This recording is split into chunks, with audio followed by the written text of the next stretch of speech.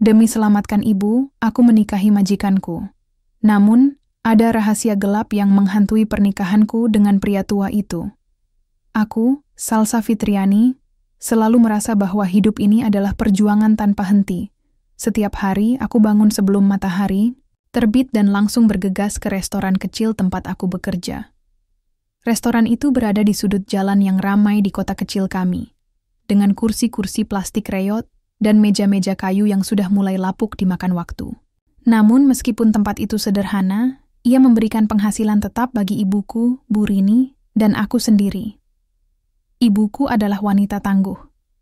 Setelah ayah meninggal dunia 10 tahun lalu, dia mengambil alih semua tanggung jawab keluarga kami. Dia menjahit pakaian untuk tetangga-tetangga sekitar, kadang juga menerima pesanan masakan dari acara keluarga kecil. Aku hanya bisa membantu dengan bekerja sebagai pelayan di restoran itu, meskipun gajiku tak lebih dari cukup untuk menutupi biaya hidup sehari-hari. Namun, meski hidup kami serba pas-pasan, kami selalu bersama, saling menguatkan satu sama lain. Hingga suatu hari, segalanya berubah drastis. Semua bermula pada malam itu. Aku sedang membersihkan meja setelah pelanggan terakhir pulang ketika teleponku berdering. Di layar ponselku, nama Bu Rini tertera. Hatiku langsung berdebar keras. Jarang sekali Bu Rini meneleponku larut malam seperti ini. Biasanya, dia akan menunggu sampai aku pulang dan duduk di depannya, lalu bercerita tentang apa saja yang terjadi hari itu. Tapi kali ini, ada sesuatu yang tidak beres. Salsa?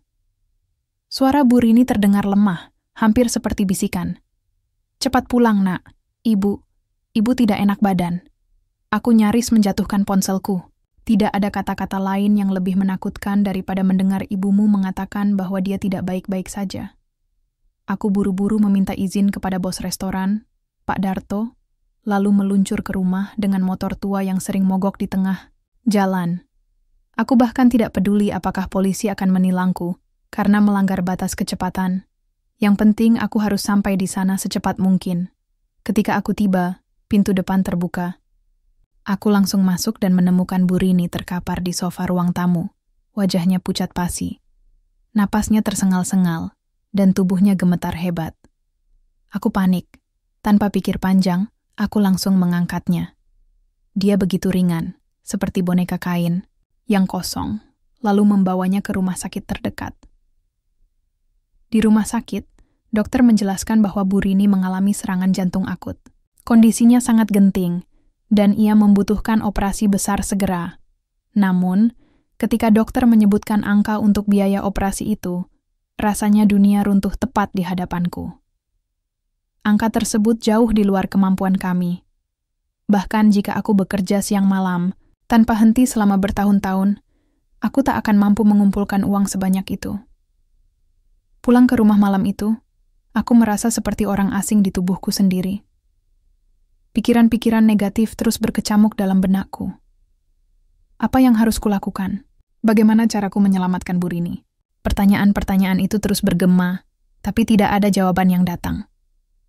Hari-hari berikutnya dipenuhi oleh kecemasan dan ketidakpastian. Aku mencoba mencari pinjaman dari teman-teman dan tetangga, tapi semuanya gagal. Tak ada yang mampu membantu.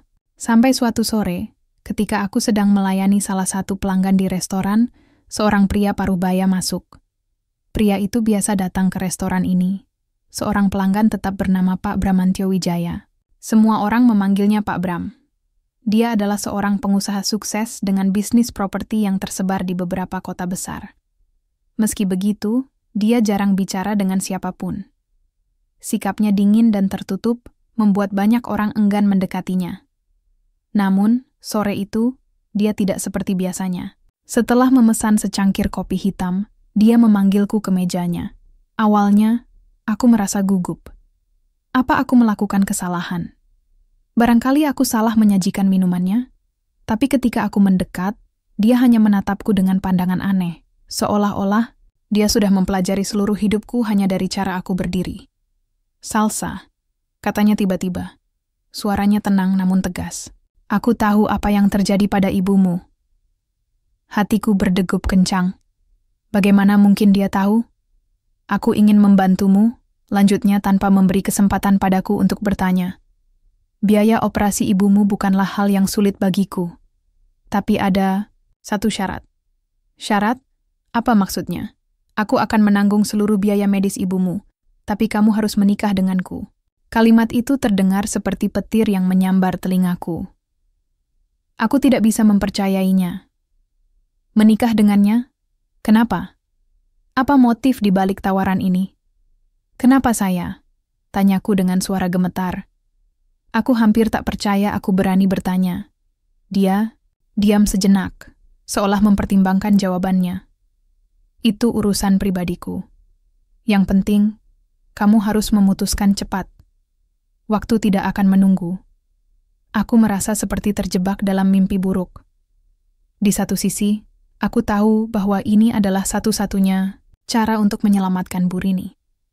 Di sisi lain, aku merasa seperti menjual diriku sendiri demi uang. Rasanya begitu salah, begitu kotor. Tapi apa pilihan lain yang kupunya? Setelah berjam-jam termenung di kamarku, aku akhirnya membuat keputusan.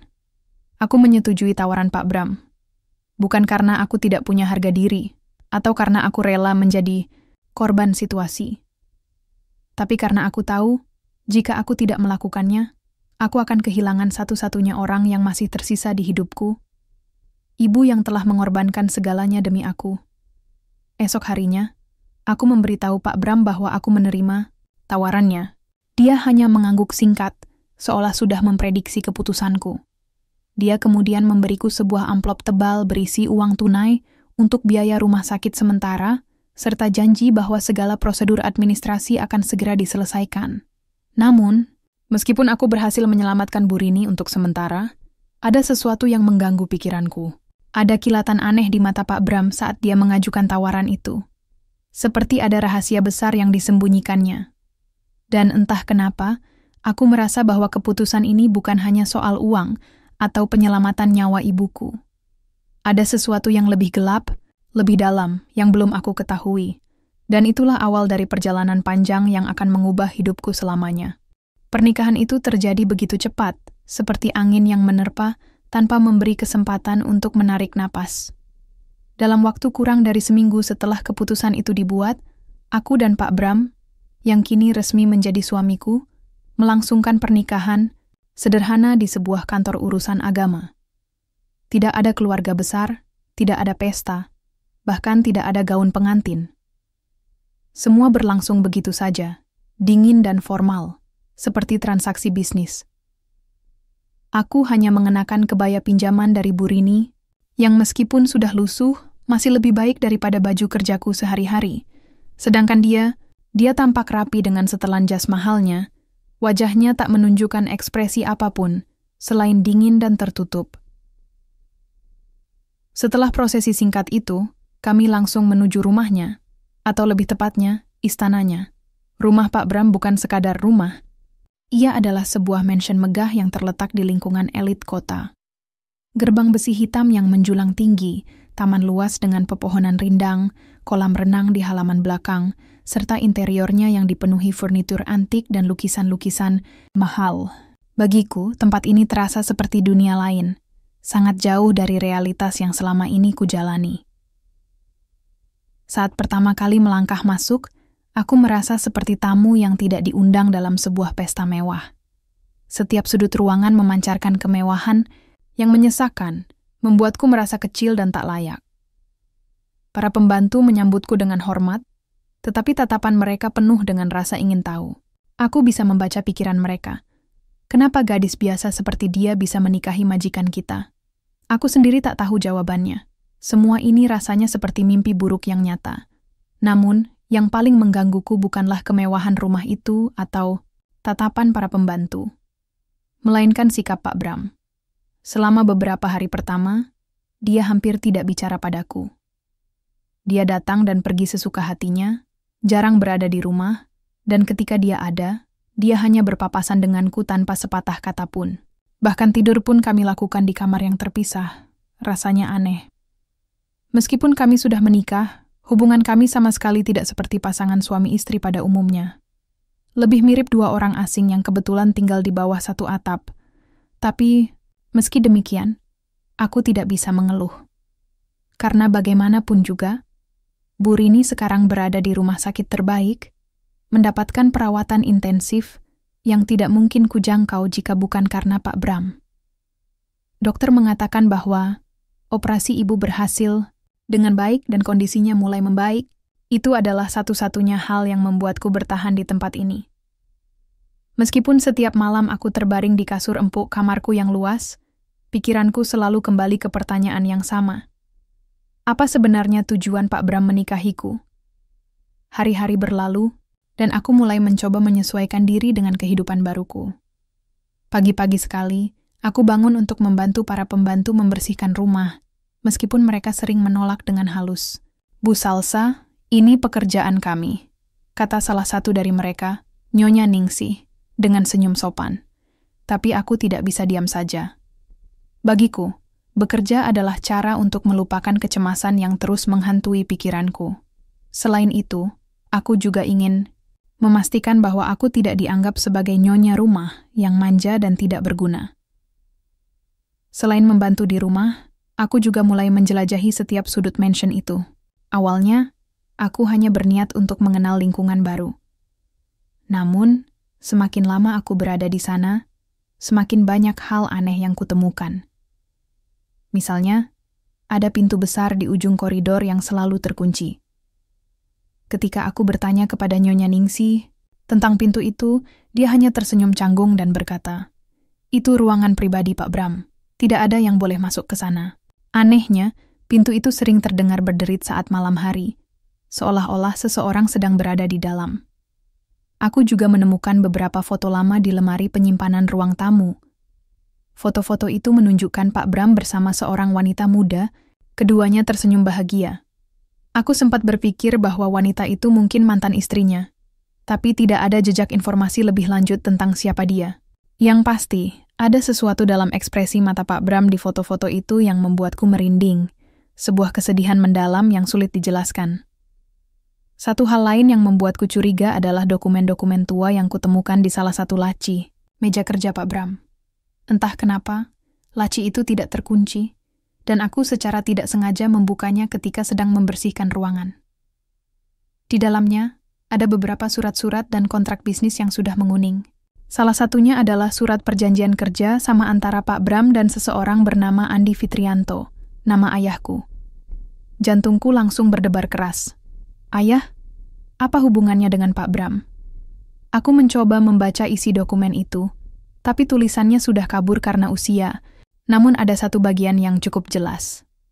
Nama ayah disebutkan berkali-kali, diikuti oleh angka-angka besar yang sepertinya menunjukkan jumlah uang. Aku tidak tahu persis apa artinya, tapi firasat buruk mulai menyelimuti hatiku. Apakah ayah pernah melakukan sesuatu yang salah kepada Pak Bram? Dan jika iya, apakah itu alasan mengapa dia menikahiku? Untuk balas dendam? Kecurigaanku semakin memuncak ketika aku bertemu dengan seseorang yang tak pernah kuduga akan muncul lagi dalam hidupku. Tante Mirna. Dia adalah sahabat dekat almarhum ayah, dan kami sudah lama tidak bertemu sejak pemakaman beliau. Suatu sore, ketika aku sedang berjalan-jalan di taman belakang rumah, aku melihat seorang wanita paruh baya duduk di kursi panjang dekat kolam renang. Awalnya, aku mengira dia salah satu tamu Pak Bram. Tapi saat dia menoleh dan melihatku, matanya langsung membelalak. "Salsa, benarkah itu kamu?" Katanya dengan nada tak percaya. Aku menghampirinya, dan setelah beberapa detik, aku mengenali wajah itu. "Tante Mirna," seruku, terkejut. "Apa yang Tante lakukan di sini?" Dia tersenyum tipis, tapi ada sesuatu dalam ekspresinya yang membuatku merasa tidak nyaman. "Aku kebetulan lewat dan ingin bertemu dengan Pak Bram," katanya. "Tapi ternyata aku malah bertemu denganmu. Bagaimana kabarmu, Nak? Sudah lama sekali kita tidak bertemu." Aku mengangguk, mencoba tersenyum meskipun hatiku dipenuhi kecurigaan. "Alhamdulillah, baik-baik saja, Tante. Tapi, kenapa Tante ingin bertemu Pak Bram?" Dia terdiam sejenak, seolah ragu untuk menjawab. Lalu, dia menarik napas dalam-dalam dan berkata pelan, "Ada beberapa hal dari masa lalu yang perlu kubicarakan dengannya." Mendengar kata-kata itu, bulu kuduku langsung berdiri. Masa lalu? Tanyaku, suaraku gemetar. Apa maksud Tante? Tante Mirna menatapku dengan pandangan penuh arti.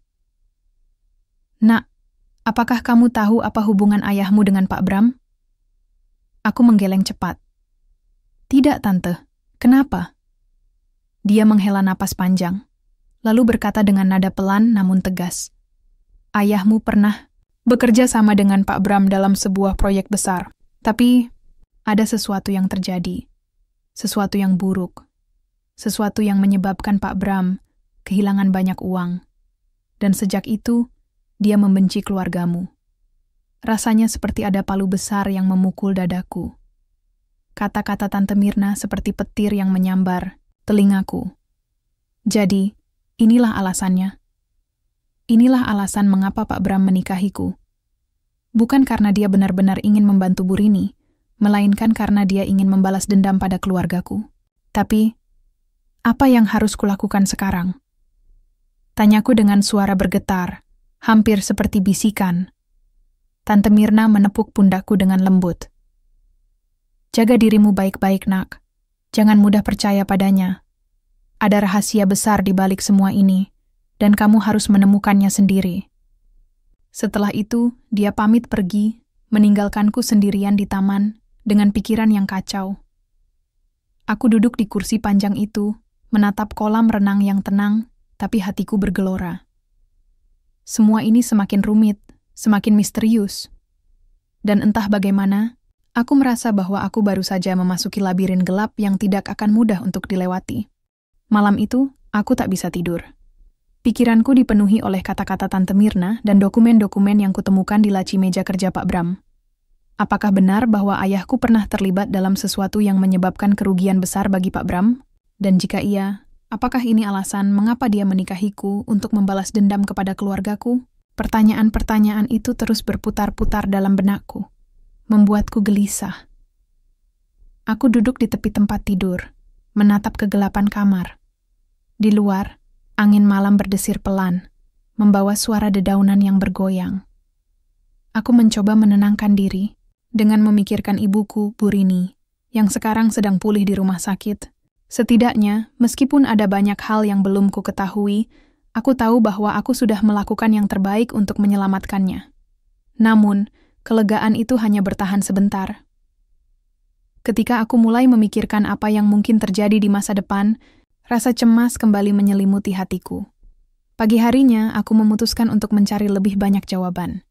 Aku tidak bisa hanya diam dan menerima semua ini begitu saja.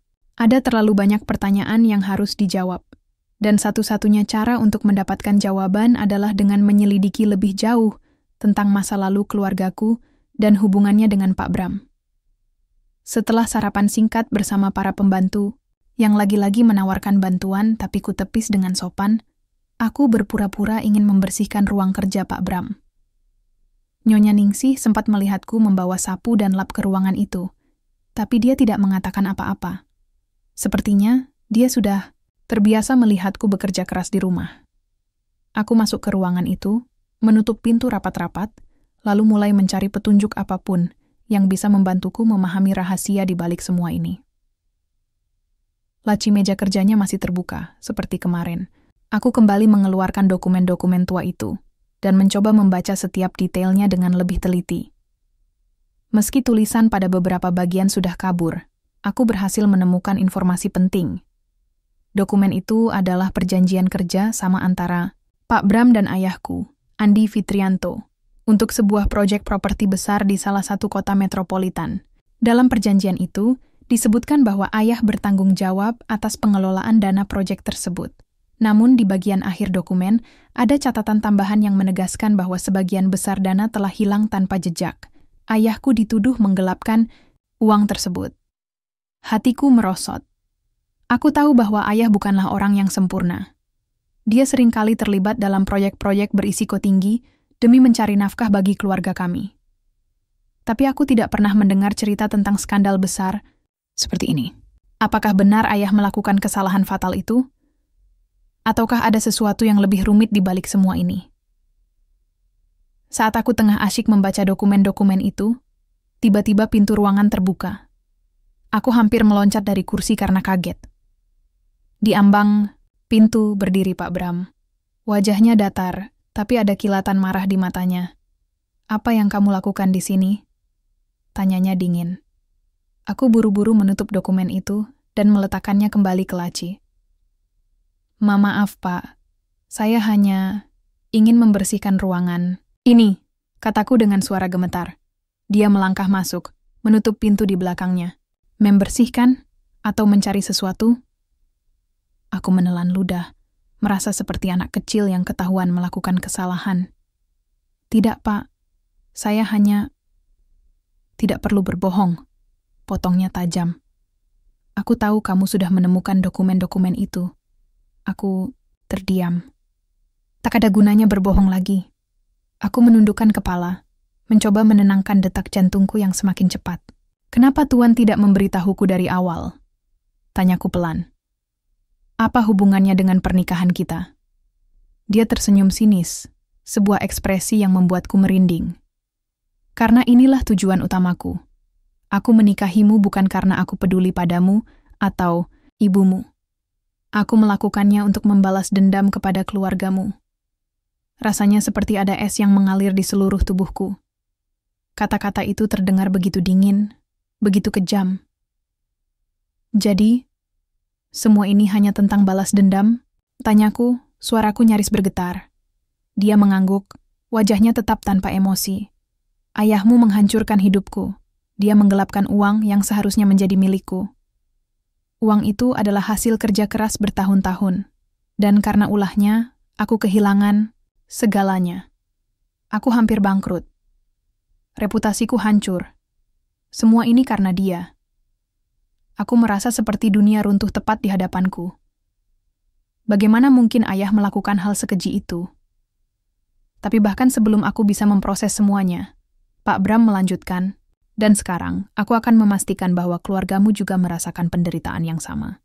Kamu pikir pernikahan ini adalah jalan keluar? Salah besar. Ini adalah hukuman untukmu dan ibumu." Aku menatapnya dengan mata berkaca-kaca. Rasanya seperti aku baru saja ditampar berulang kali. Tapi, kenapa harus saya?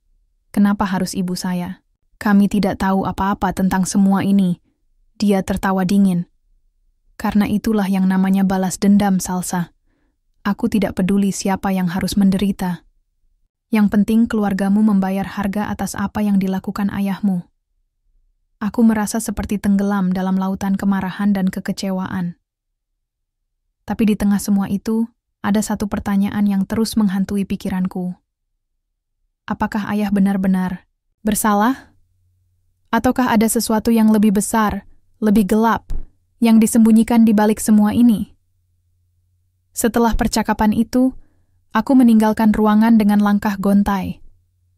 Hatiku terasa kosong, seperti ada lubang besar yang tak bisa diisi oleh apapun. Aku tahu bahwa aku tidak bisa tinggal diam. Aku harus mencari kebenaran. Apapun risikonya, aku memutuskan untuk menghubungi Tante Mirna lagi. Dia adalah satu-satunya orang yang mungkin bisa menjelaskan apa yang sebenarnya terjadi. Setelah mencari nomor teleponnya di buku kontak lama, aku langsung meneleponnya. Suaranya terdengar lelah, tapi dia menjawab panggilanku dengan nada khawatir. "Salsa, ada apa, Nak?" "Tante, aku butuh bantuan," kataku dengan suara bergetar. "Aku menemukan dokumen-dokumen tua di rumah Pak Bram. Katanya, ayah menggelapkan uang proyek mereka. Benarkah itu?" Tante Mirna terdiam sejenak, seolah ragu untuk menjawab. Lalu, dia berkata pelan, "Nak, ada hal-hal yang tidak pernah kamu ketahui tentang ayahmu. Dia memang terlibat dalam proyek itu. Tapi, dia bukan satu-satunya yang bersalah." Aku menahan napas. "Apa maksud Tante?" "Dengarkan baik-baik, Salsa," katanya dengan nada penuh tekanan. "Ayahmu bukan orang jahat. Dia hanya korban dari permainan licik Pak Bram. Proyek itu gagal bukan karena kesalahan ayahmu, tapi karena Pak Bram sendiri. Dia sengaja mengatur agar dana proyek lenyap, lalu menyalahkan ayahmu untuk menyelamatkan reputasinya. Dia menggunakan ayahmu sebagai kambing hitam." Rasanya seperti ada bom yang meledak di kepalaku.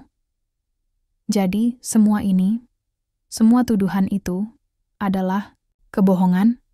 Pak Bram yang sebenarnya bersalah? Bagaimana Tante bisa tahu semua ini? Tanyaku. Suaraku nyaris berbisik. Ayahmu menceritakannya padaku sebelum dia meninggal. Jawab Tante Mirna dengan suara penuh emosi. Dia sangat menderita karena tuduhan itu. Tapi dia tak punya cukup bukti untuk membela dirinya.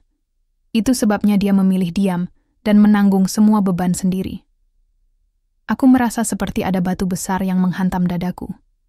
Semua ini adalah tipuan besar. Pak Bram bukan korban.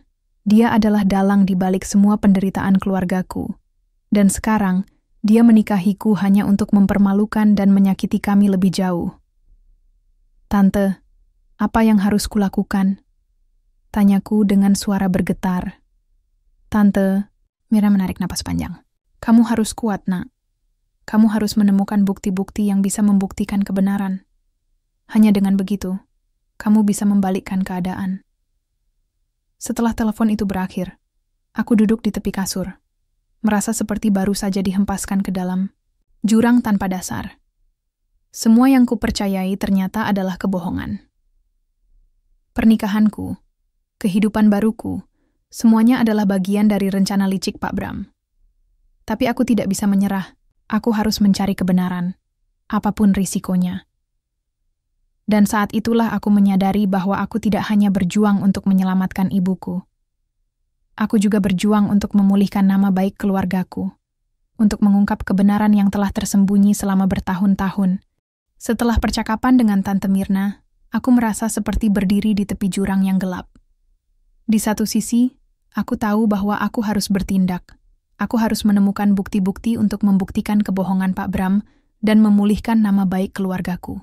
Namun, di sisi lain, ada sesuatu dalam diriku yang mulai goyah.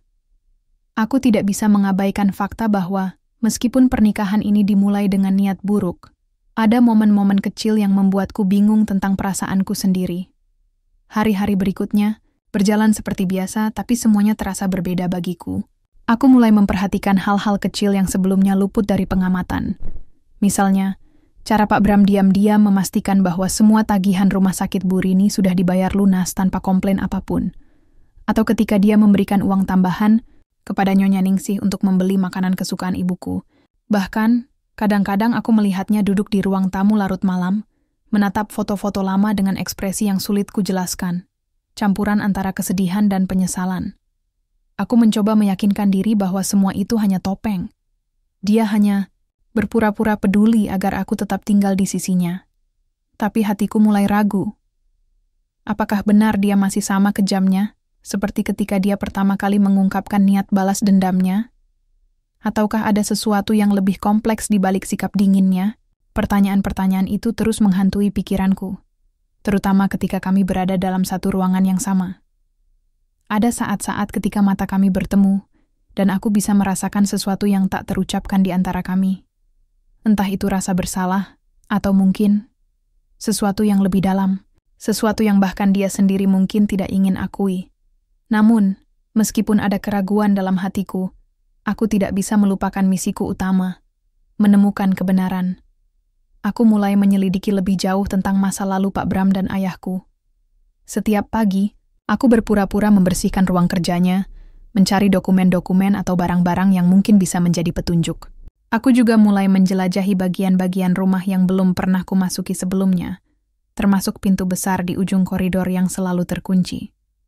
Suatu sore, ketika aku yakin bahwa Pak Bram sedang tidak ada di rumah, dia sering pergi ke kantor, atau bertemu rekan bisnis, aku memutuskan untuk mencoba membuka pintu itu. Aku meminta bantuan Nyonya Ningsih untuk mencari kunci cadangan, dan setelah beberapa menit pencarian, aku berhasil mendapatkannya. Ketika pintu itu akhirnya terbuka, aku hampir tidak percaya dengan apa yang kulihat. Ruangan itu adalah sebuah kamar penyimpanan besar yang penuh dengan kotak-kotak tua, arsip-arsip, dan barang-barang yang tampaknya sudah lama tidak disentuh. Aku mulai membuka kotak-kotak itu satu persatu, mencari apapun yang bisa memberiku jawaban. Di salah satu kotak, aku menemukan sekumpulan surat-surat tua yang ditulis tangan. Surat-surat itu ternyata adalah komunikasi antara Pak Bram dan beberapa mitra bisnisnya pada masa proyek properti itu gagal. Dalam salah satu surat, ada kalimat yang langsung membuatku terkejut. Kami akan memastikan bahwa Andi Fitrianto menjadi kambing hitam agar reputasi perusahaan tetap aman. Jantungku berdebar keras. Ini adalah bukti nyata bahwa Pak Bram memang sengaja mengatur tuduhan terhadap ayahku. Namun, ada satu hal lain yang membuatku semakin bingung. Di sudut ruangan, aku menemukan sebuah album foto tua yang sepertinya jarang dibuka. Ketika aku membukanya, aku melihat foto-foto Pak Bram bersama seorang wanita muda. Wanita itu cantik, dengan senyum lembut yang membuatku merasa seperti mengenalnya dari suatu tempat. Tapi yang paling mengejutkan adalah tulisan kecil di belakang salah satu fotonya. Bram dan Lila, hari pertama proyek properti bersama. Lila? Siapa dia? Apa hubungannya dengan semua ini? Saat aku tengah asyik memeriksa album itu, tiba-tiba aku mendengar suara langkah kaki di luar ruangan. Aku cepat-cepat menyembunyikan album dan kotak-kotak lainnya ke tempat semula, lalu berusaha keluar sebelum Pak Bram masuk. Tapi sayangnya, aku terlambat. Dia sudah berdiri di ambang pintu, wajahnya penuh kemarahan. "Apa yang kamu lakukan di sini?" Tanyanya dingin, suaranya seperti es yang menusuk. Aku menelan ludah, mencoba menenangkan diri. "Maaf, Pak. Saya hanya ingin membersihkan ruangan ini." "Membersihkan?" katanya sinis. "Atau mencari sesuatu?" Aku tidak bisa berbohong lagi. "Saya hanya ingin tahu kebenaran," kataku pelan. Suaraku nyaris berbisik. Dia mendekat, matanya menatapku dengan intens. "Kebenaran? Apa kamu pikir kamu bisa memahami segalanya hanya dengan mencari-cari barang-barang tua?" "Kalau begitu, kenapa Tuan tidak menjelaskannya sendiri?" Tantangku, suaraku mulai naik. "Kenapa Tuan harus menyembunyikan semuanya?" Dia terdiam sejenak, seolah mempertimbangkan kata-katanya. Lalu, dengan nada yang lebih tenang, dia berkata, "Ada hal-hal yang lebih rumit daripada yang kamu bayangkan, Salsa. Kamu tidak akan mengerti." "Tapi saya ingin mengerti," seruku, air mata mulai menggenang di mataku. "Saya ingin tahu mengapa Tuan menikahi saya, mengapa Tuan membenci keluarga saya, dan siapa sebenarnya wanita bernama Laila itu." Mendengar nama itu, wajahnya berubah. Ekspresi dinginnya tiba-tiba runtuh, digantikan oleh rasa sakit yang mendalam. Dia menundukkan kepala, seolah mencoba menahan emosi yang menguasainya. "Lila," katanya pelan, hampir seperti bisikan. "Dia adalah orang yang paling penting dalam hidupku. Dan dia meninggalku karena skandal itu.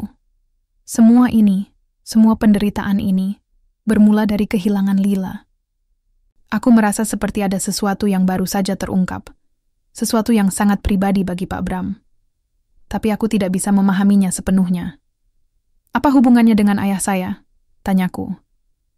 Dia menarik napas panjang, lalu berkata, "Andi Fitrianto hanyalah alat.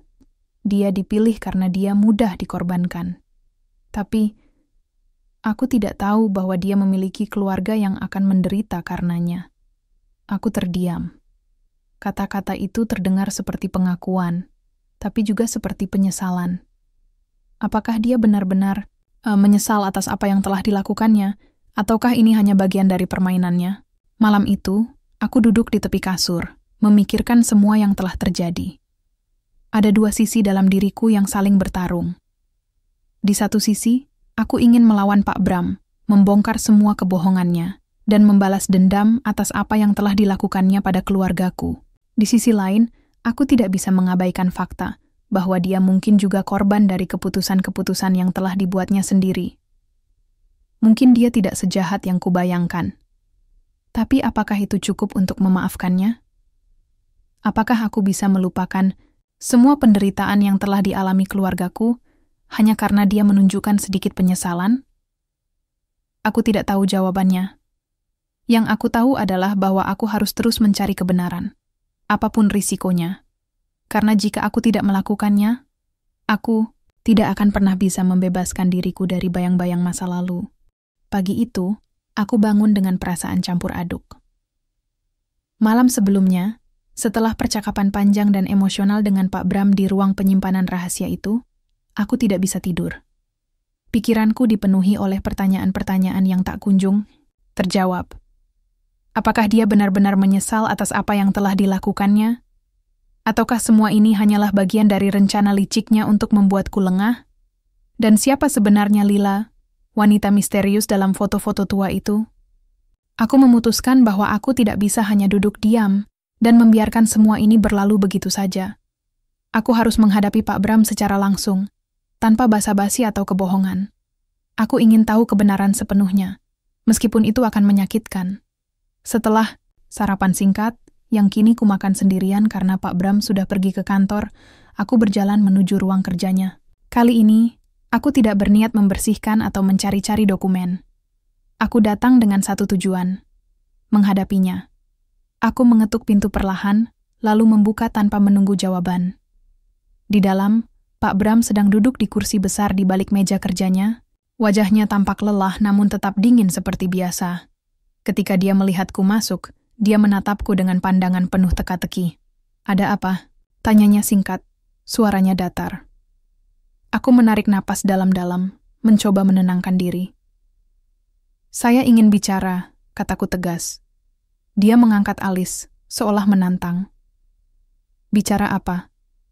"Tentang semuanya," jawabku. "Tentang ayah saya, tentang proyek properti, itu, tentang Lila, dan tentang alasan sesungguhnya Anda menikahi saya." Dia terdiam sejenak, seolah ragu apakah dia harus menjawab atau tidak. Tapi kemudian, dia meletakkan pena yang sedang dipegangnya dan bersandar di kursi, matanya menatap lurus ke arahku. "Baiklah," katanya akhirnya. "Apa yang ingin kamu ketahui?" Aku mendekat, berdiri di depan mejanya dengan tatapan tajam. "Kenapa Anda menyalahkan ayah saya? Kenapa Anda menggunakan saya untuk balas dendam padahal saya sama sekali tidak bersalah?" Dia tersenyum sinis, tapi ada sesuatu dalam ekspresinya yang terlihat rapuh. "Karena aku marah," katanya pelan. "Aku kehilangan segalanya karena skandal itu. Reputasiku hancur, bisnisku nyaris runtuh, dan aku kehilangan Lila." "Lila." Gumamku, mencoba memahami hubungan antara wanita itu dan seluruh cerita ini. Siapa dia sebenarnya? Wajahnya berubah, seolah kenangan tentang Lila masih menyakitkan baginya bahkan setelah bertahun-tahun. "Lila adalah cinta dalam hidupku," katanya dengan nada getir. "Dia adalah mitra bisnisku saat proyek itu gagal. Dia percaya padaku, pada visiku. Tapi ketika skandal itu terjadi, dia meninggalkanku.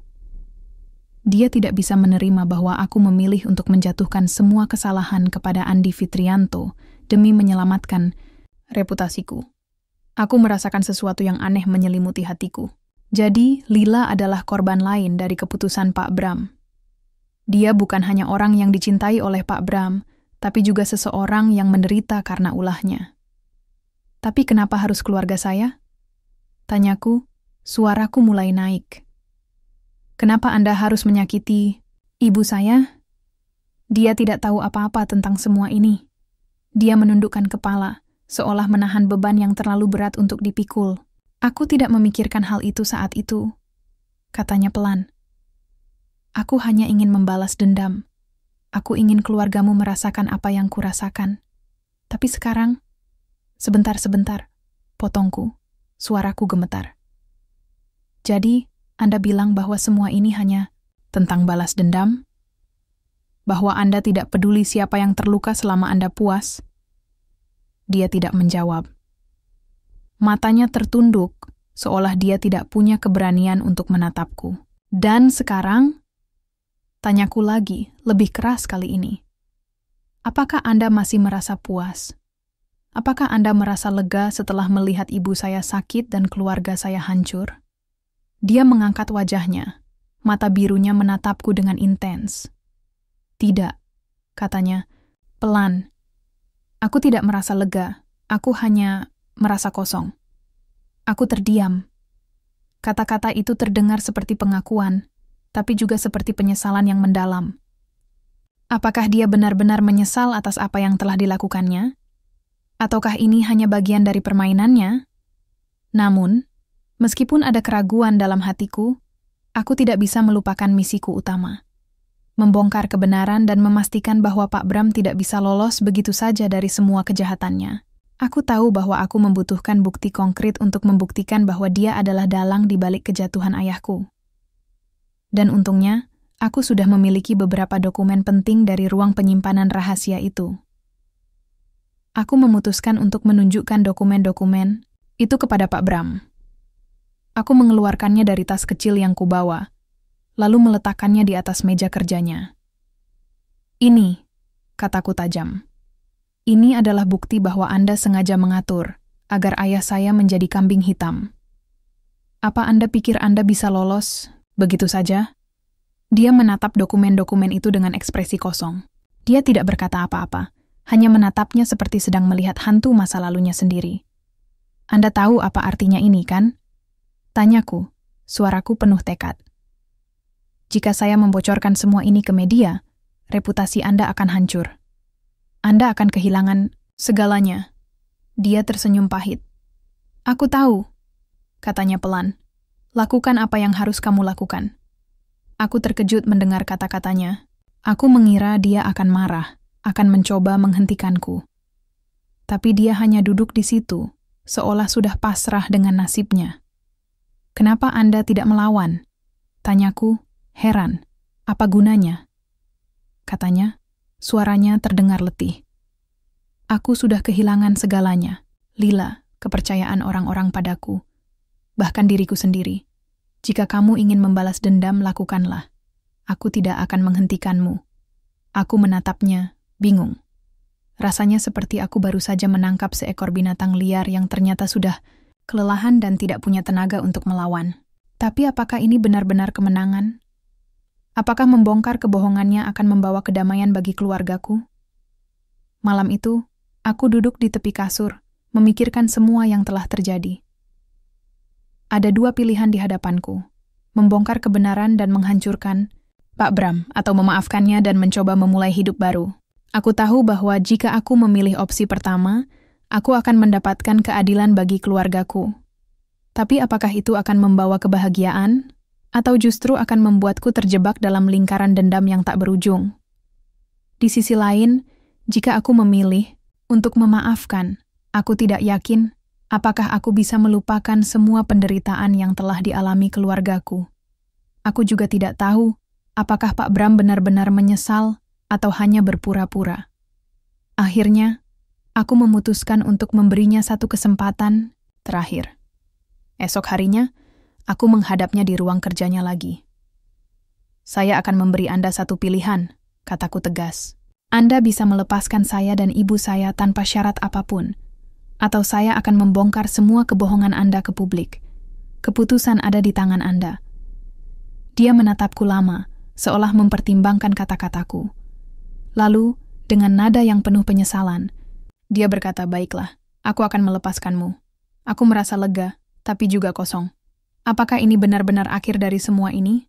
Ataukah masih ada sesuatu yang belum terungkap? Pagi itu, aku merasa seperti beban besar telah terangkat dari pundakku.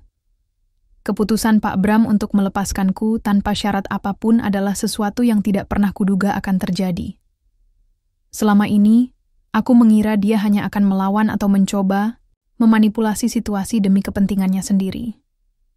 Namun, ketika dia menatapku dengan mata yang penuh penyesalan dan berkata, "Lakukan apa yang kamu anggap benar," aku merasakan sesuatu yang aneh, seolah ada celah kecil dalam hatiku yang mulai membuka untuknya.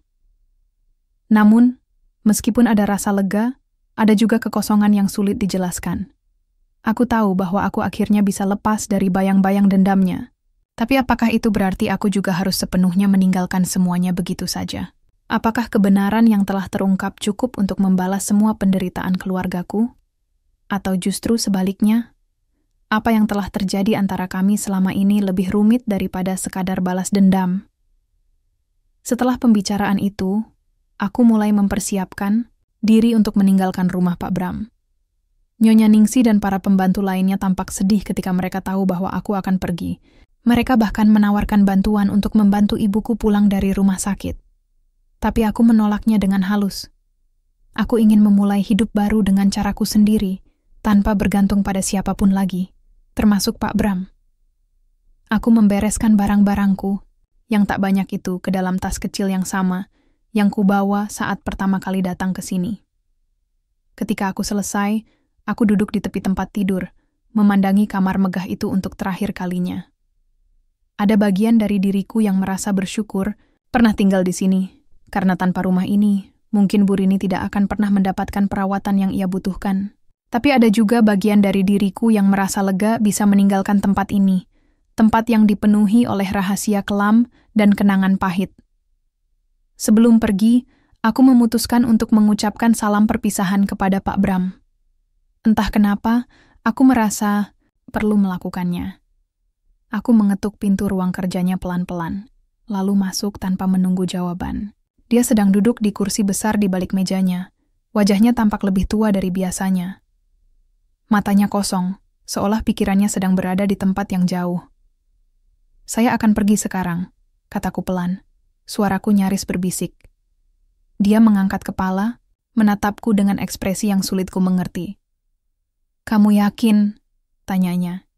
Nadanya datar, namun ada sesuatu yang tersirat di dalamnya. Mungkin harapan, mungkin kekhawatiran. Aku mengangguk. "Ya, ini sudah waktunya."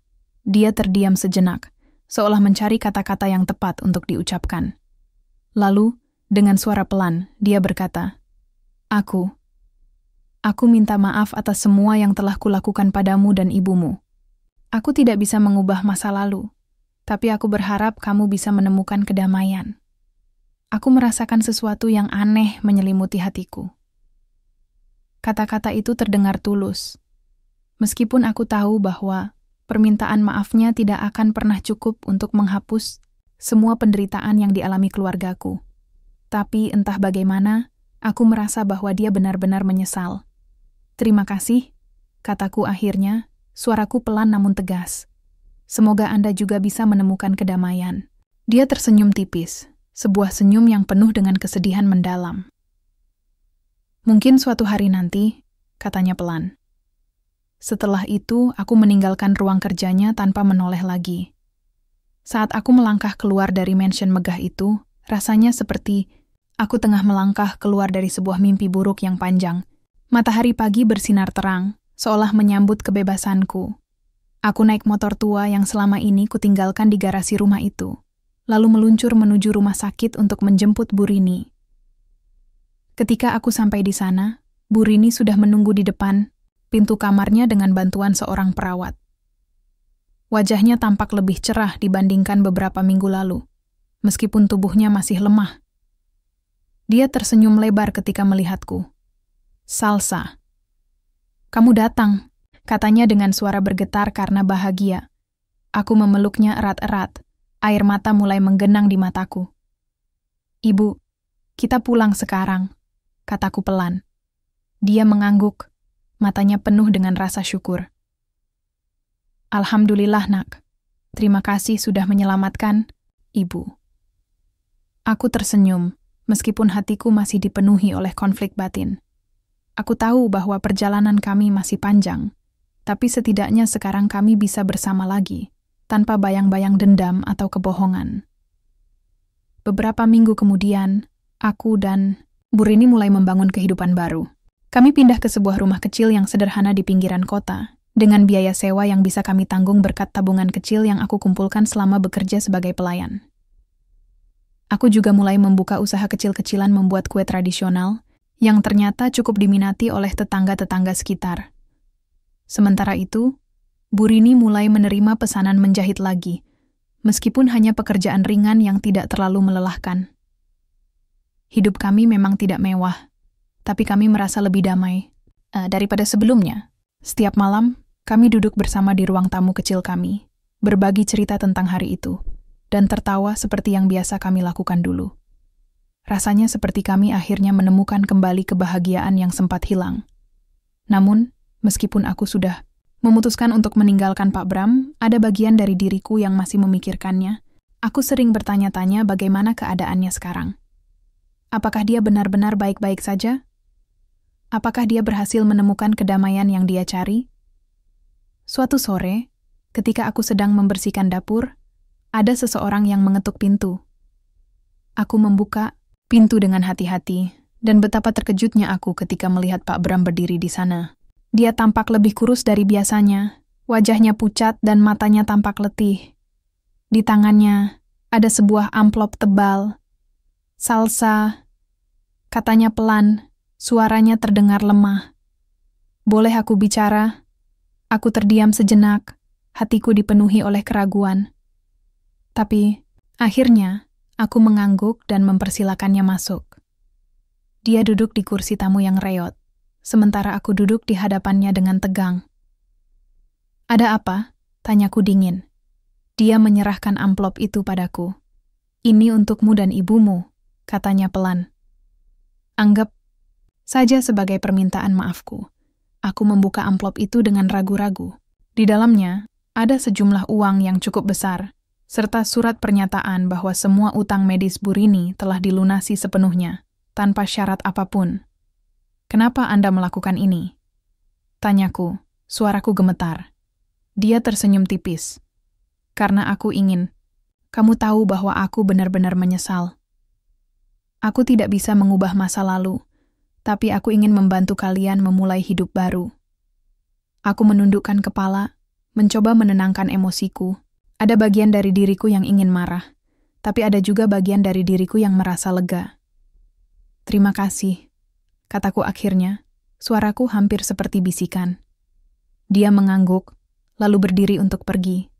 Tapi sebelum dia melangkah keluar, dia berbalik dan berkata, "Jika suatu hari kamu mau kembali, pintu rumahku selalu terbuka untukmu." Aku terdiam, tidak tahu harus menjawab apa. Dia tersenyum tipis, lalu pergi tanpa menoleh lagi. Setelah kejadian itu, aku mulai memikirkan kata-kata terakhirnya. Apakah dia benar-benar tulus? Ataukah itu hanya bagian dari permainannya? Aku tidak tahu. Yang pasti, aku tidak akan membiarkan masa lalu menguasai hidupku lagi. Aku memilih untuk fokus pada masa depan, pada usaha kecil-kecilanku, pada ibuku, dan pada harapan baru yang mulai tumbuh di hatiku. Tapi entah kenapa, aku merasa bahwa suatu hari nanti, mungkin aku akan menemukan cara untuk memaafkannya sepenuhnya. Bukan karena aku lupa, tapi karena aku tahu bahwa kebencian hanya akan membuatku terjebak dalam lingkaran penderitaan yang sama. Dan itulah awal dari babak baru dalam hidupku, babak yang dipenuhi oleh harapan, penebusan, dan kemungkinan-kemungkinan baru.